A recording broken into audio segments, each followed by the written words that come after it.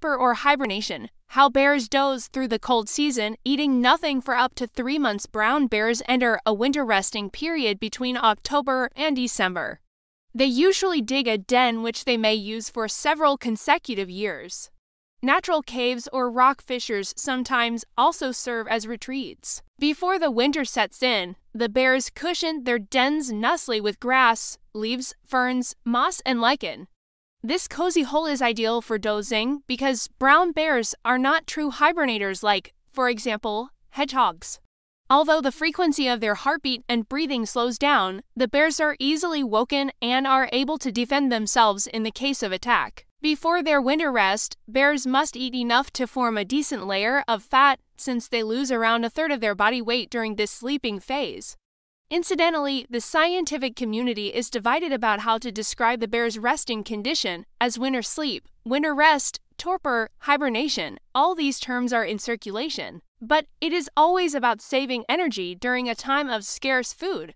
It is often falsely assumed that bears are driven into their dens by the cold. But contrary to us humans, the bear is relatively insensitive to -degrees, snow, and frost. Bears use the rich autumn time when fruits containing plenty of fat and sugar such as nuts, beech nuts, seeds, berries, etc. can be harvested in order to gorge themselves fat. This layer of fat enables their survival in winter under the condition of reduced energy consumption. For the latter, rest is an important precondition, winter dormancy or hibernation. Bears go into torpor, which should not be confused with the deep hibernation of smaller mammals such as hedgehogs and marmots. During hibernation, the marmot reduces its metabolic rate to 1/10 of its normal level, it breathes only once or twice per minute, and its heart beats a maximum 5 times. Its body temperature drops to only 3 degrees Celsius. The bear, on the other hand, reduces its circulation, breathing, and heartbeat only to a level at which it is able to defend its den at any time.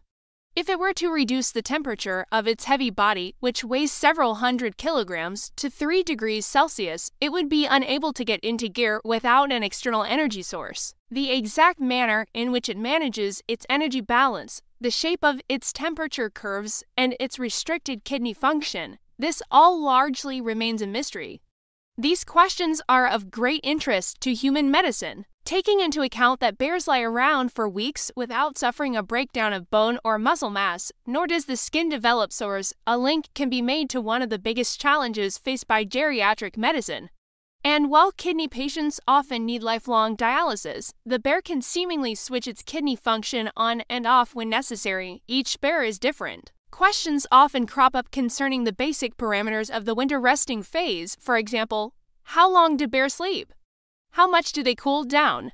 How much weight do they put on beforehand? And so on. The only reliable thing that can be said here is, bears are extraordinary individualists.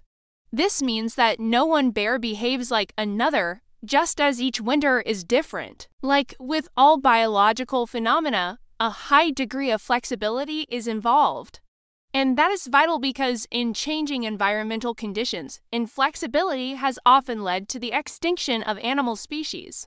In isolated cases, bears do not enter torpor at all, sometimes because they are good hunters and have specialized in capturing old, weak or injured prey in the winter forest, or because they have learned to access alternative sources of food such as deer feeding stations, winter fields, or waste produced by humans. In the same way, there are no fixed times for the start and end of the winter resting period. Bears sometimes become active during short, warm periods and dig for roots in the frost-free forest floor, then disappear back into the den with the new onset of winter. Winter dormancy in captivity. The winter behavior of bears in captivity is often used as a yardstick to measure whether an enclosure is well suited to the species. Many animal parks practically compete in improving the quality of their enclosures on the basis of how much and how long the bears sleep.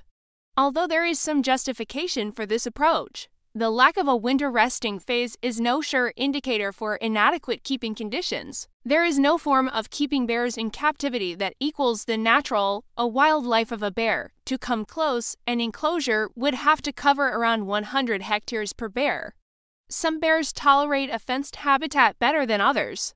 Many, due to deficits in their early development, have developed such strong behavioral defects that these dominate their lives almost completely. Freedom of choice is decisive. If wild animals have to live in captivity, it is important that they are provided with space for self-determination.